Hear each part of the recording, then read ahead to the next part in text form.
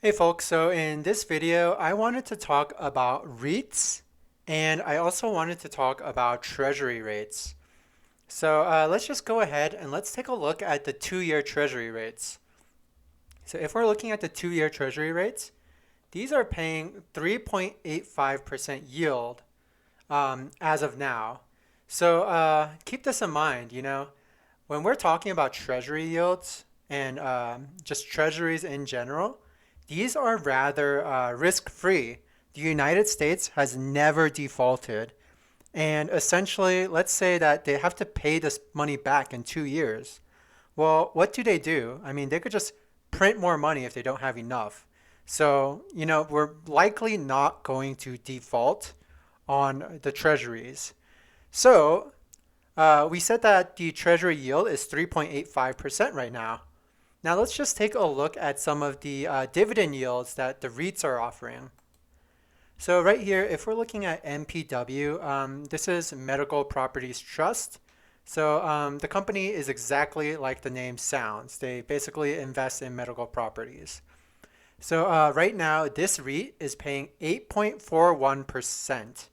Now, there is some inherent risk with this company. Their cash position is looking a little bit sketchy right now. So that is why the yield is a little bit higher. Now let's take a look at a company like Iron Mountain, IRM. So if I do believe correctly, these guys do a lot of data storage. So right now, IRM has a yield of 4.47%. So the dividend is actually $2.47. So right now, if we're looking at that treasury yield, there's not a lot of difference. I mean, let's just go back to this. This is 3.85. It's risk free. This right here, this is 4.47. There's risk to this. Now, if we're just looking at this trend line right here, I mean, this could fall all the way down to here. And even then, the yield still wouldn't be all that great in comparison to the risk-free yield, which is currently at around 3.8%. And mind you, that's probably going to go up just given our current rate hike cycle. So now let's go ahead. Let's look at Realty Income. This one's a very popular one. This is probably one of the most popular REITs. And let's just take a look at the yield. So they're actually giving us $2.97 in dividends. And the yield is actually 4.62% on this one. Now, there is another thing that I do want to talk about. These guys, they give out monthly dividends. So that's the one nice thing about this, is that your dividends are monthly. So the yield is 4.62. Now let's compare that to the 3.8% that's risk-free. I mean, to me, that's still not all that great. So this is what I'm trying to get at. I'm basically saying that we can get risk-free yields from US Treasuries with a pretty decent rate. So I would think that these REITs, given the risk of the market, they should be giving us way more than just a measly 4.62%. So, right now, if you're looking towards the REIT market to find some safety or a safe haven or something, I would say the REIT market is not the place to be right now. You would want to be in the REIT market at the end of the rate hike cycle. And then obviously they're going to hold those rates for a little bit, And then eventually, we will see those rate cuts. I guarantee it. We will see that eventually. I don't know when. I'm kind of leaning towards the end of 2023, possibly. But, we don't know when that's going to happen. But when it does, these REITs, they're going to start looking real good again. Because if you buy that REIT and you locked in a good yield, I mean, you're going to be beating the treasuries by a far margin. So keep that in mind. Now, I do want to take a look at one of these REITs, and I want to look at Realty Income and just kind of look at some of the things that I'm really paying attention to. So right now, we're just going to go ahead.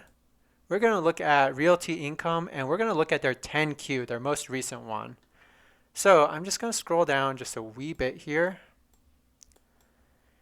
And what I really want to look at is I want to look at the statement of cash flow. So pay attention right here. They do this little reconciliation, okay? So we have net income. And this net income, I'm going to zoom in for you guys real quick.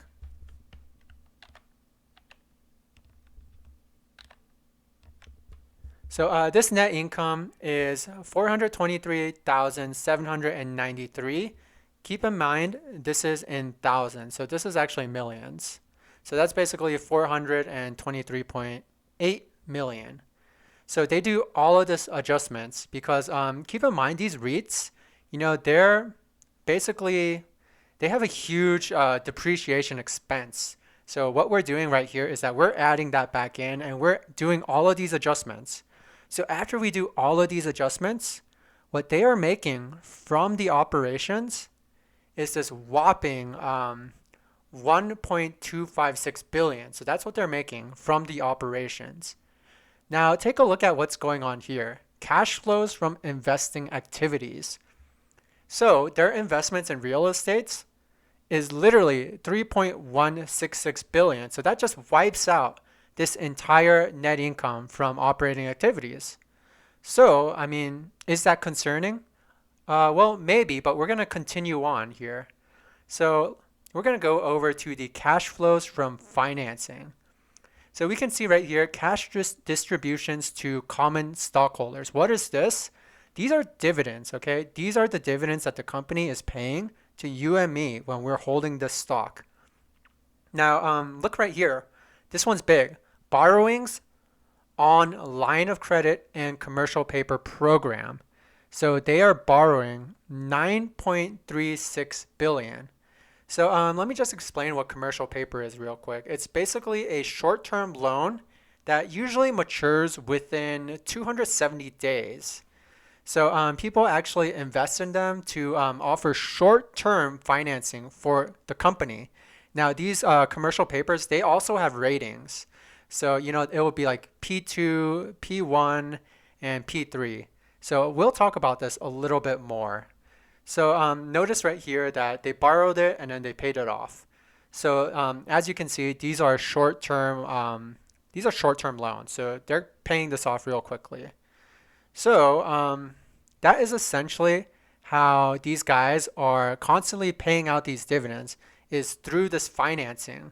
Because remember, if they're investing all of this money right here, so we made 1.256 billion, we spent 3.166 billion, but then we're doing all of the short-term financing to ensure that we can basically pay off these dividends and take care of our business expenses. So also note right here, they did do some common stock offerings. This was 1.7 billion. So they're also doing these proceeds from notes and bond payables.